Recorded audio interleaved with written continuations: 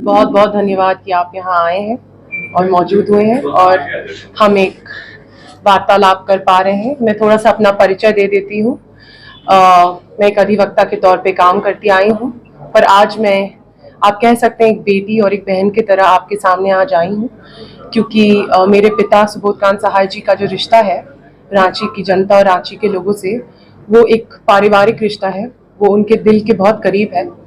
तो आपका प्यार समर्थन मैं भी उसी तरह लेने आई हूँ, आपकी बेटी और बहन की तरह। बहुत बहुत धन्यवाद।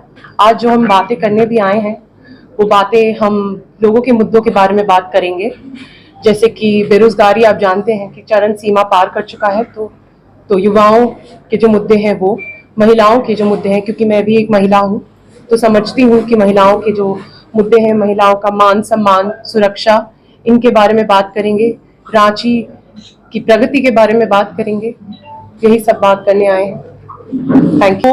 आप सबको पता है कि पिछले 10 साल में जो हो रहा है, कहीं ना कहीं बातें बहुत अच्छी हुई थी और मोदी जी के जो मार्केटिंग भी थी, उन पर भी हम सबका भी विश्वास था। लोगों को लगा कि 2014 में आप कह सकते बदलाव आया और बदलाव आने वाला था, पर अब 10 साल हो चुके हैं। अगर मैं आपको बताऊं तो मेरा पूरा आप कह सकते अडल्ट लाइफ रहा है मोदी जी के राज में एक तरीके से। तो जो मैंने भी देखा है, महिलाओं के पास सुरक्षा नहीं है। जो बात हुई थी महिलाओं के मान सम्मान की, वो नहीं हो पाई है। तो मुझे जो लगता है, देखिए सबसे बड़ा जो चीज हुआ है वो है कि मार्केटिंग बहुत अच्छी हुई थी, बातें बहुत बड़ी की गई थी, पर जो प्रोडक्ट है वो कहीं ना कहीं फेल हो गया है, क्योंकि प्रोडक्ट में एक बहुत बड़ा फेलियर है और उसको छुपाने की जो कोशिश हो रही है वो लोगों तक नहीं, आप कह सकते कि आप लोगों को नहीं बरगला सकते हैं, और लोगों को दिखता है, जनता को दिख रहा है जो सच है, क्योंकि जनता त्रस्त है।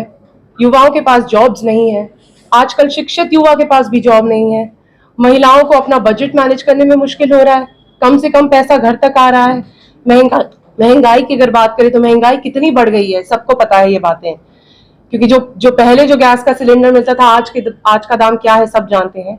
और अगर हम रांची की सिर्फ बात करें तो मैं आपको ये बता दूं, क्योंकि मैं रांची की प्रत्याशी हूं यहाँ से, रांची को बने हुए, अगर झारखंड का भी हम बात करते हैं, झारखंड का जो राज्य बना था उससे अब 24 साल हो चुके हैं।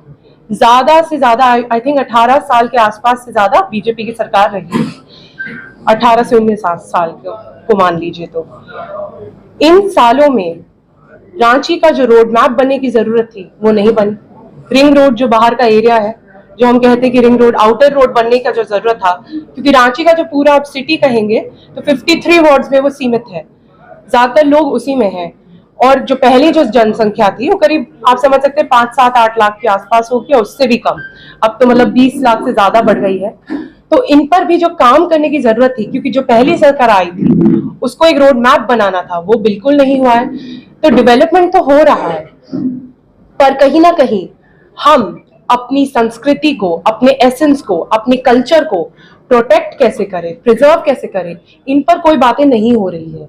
तो प्रोटेक्शन और प्रिजर्वेशन और एक प्लानिंग के साथ डेवलपमेंट होने की जरूरत थी, क्योंकि ये बहुत ही ज्यादा एक नया राज्य भी बना था, ये एक इंडस्ट्रियल हब भी था। और उसमें भी आप देख सकते हैं कि क्या हुआ है एचईसी के साथ, कि जो यहाँ की जो मदर प्लांट है और जो इंडस्ट्री है, वो कैसे उसका कहीं ना कहीं गला घुटते जा रहा है।